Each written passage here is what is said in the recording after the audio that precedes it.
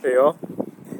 When it comes to precision shooting, there is so many variables that are at play between your ammunition, your rifle, and yourself as a shooter. So, as I've been doing this load development for this 7 PRC and not getting the groups I want, I figured I need to do what I need to do to ensure that I am not one of the variables that is causing my groups to be a little wider than I want them to be. So we're doing the load development now. I think I'm switching bullets. I've got some 195 grain Burger EOLs on their way now, and I think I'm going to move to those to see if they get a little bit better results. In the meantime, to do what I can to train myself, it's going to be some dry fire training. So, got my fierce Mtn Reaper here with my Vortex LHT 4.5 to 22 on there. That Rugged Ridge carbon fiber bipod and power suppressor. Notice there's a mag when there's nothing in the mag. It's all about dry fire today. So I'm using dry fire much in the same way that a professional athlete will use just doing mental exercises. Just repeating the action over and over again to make sure that my muscle memory does the same thing over and over again. In the case of firearms and precision shooting, we're trying to eliminate any movement at the time of the shot. Now, it's pretty easy when you're firing live rounds to do a little jump or anticipation of the bullet going out, and so we'll do dry fire training to eliminate that from my muscle memory.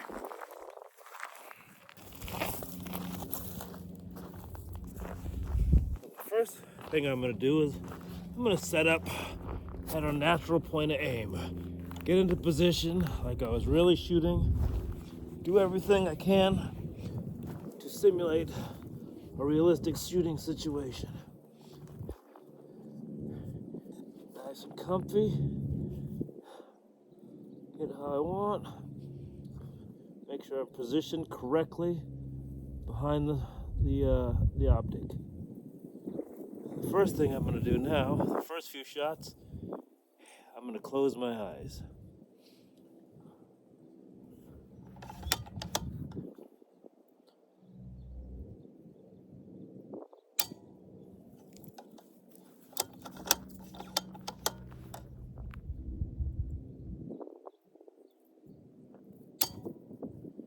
Focus on nice, smooth, easy trigger pull. Holding the trigger back momentarily after the firing pin goes off.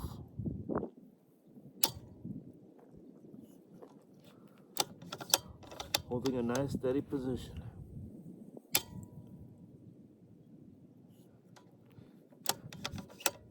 Alright. And after some time of doing that, I'll open my eyes, but not look through the scope, just look down, do the same thing.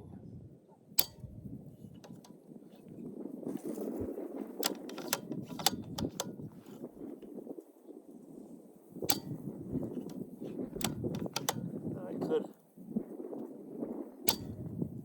just lift the bolt like that to reset it.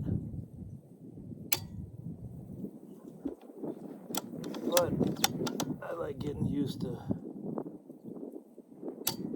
doing the whole action. That's what I'm going to be doing in the field in a hunting situation.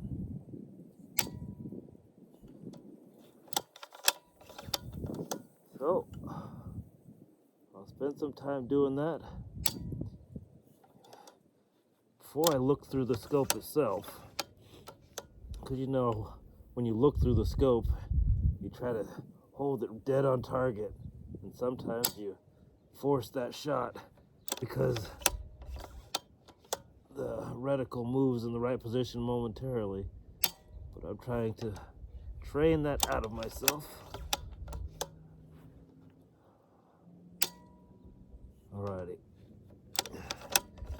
And then I'll just position myself and actually look through the scope. Pick a target. Hold on it steady. Both eyes open. And repeat.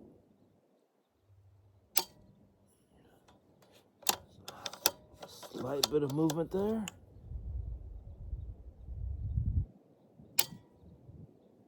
Nice, rock solid right there.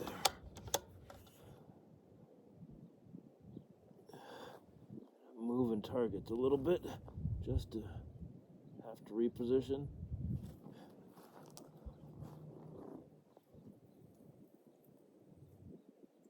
A little slight bit of movement there.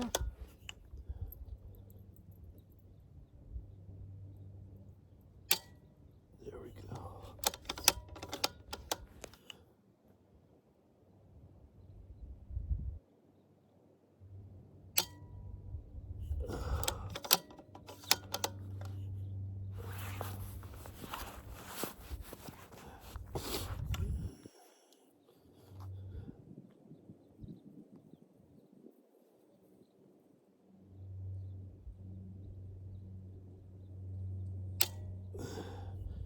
New thing for me is keeping the thumb right here instead of wrapping it around. I caught myself just now wrapping it around instead of doing this, keeping the thumb up here on the little shelf.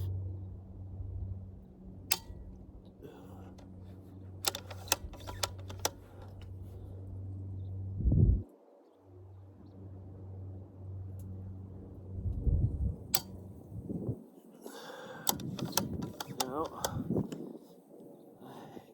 I am myself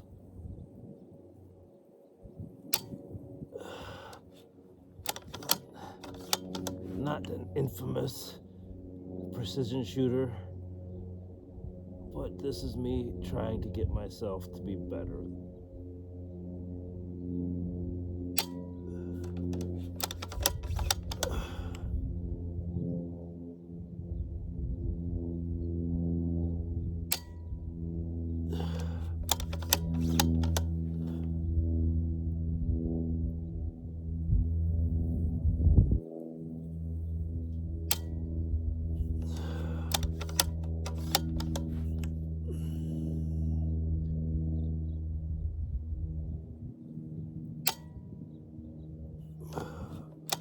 The more I do this, the better I'll be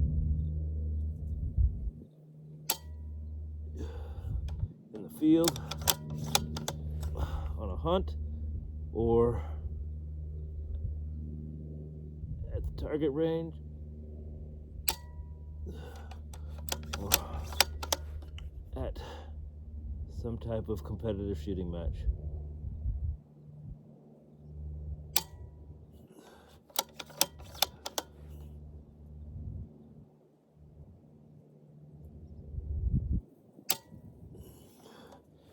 And if I find that I'm starting to flinch or anticipate, I can always go back to what I was doing, looking down or closing my eyes.